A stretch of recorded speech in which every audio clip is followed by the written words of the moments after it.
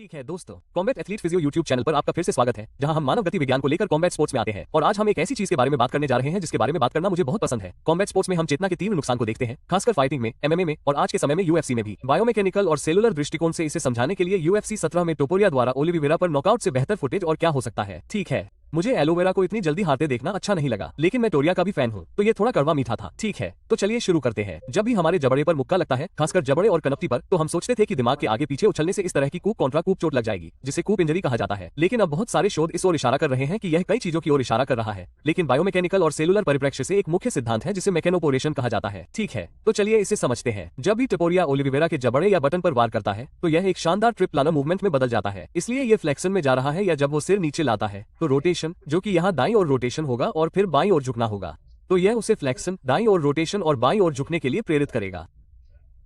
और यह घूर्णी या कोणीय त्वरण और उसके बाद का मंदीकरण मस्तिष्क को खोपड़ी के अंदर इधर उधर करने का कारण बनता है।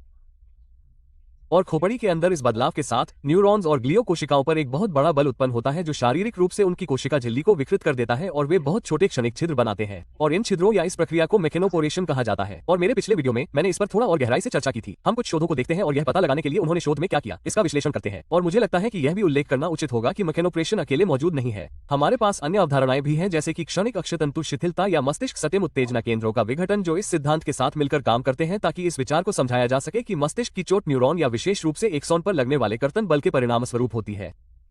एक्सॉन वो जगह है जहां यह विकृति होती है।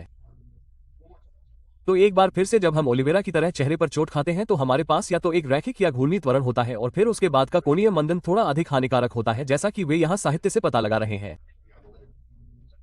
तो हमारे पास एक रैखिक या घूर्णी त्वरण होता है और उसके बाद का मंदन मस्तिष्क को कपाल में घूमने का कारण बनता है।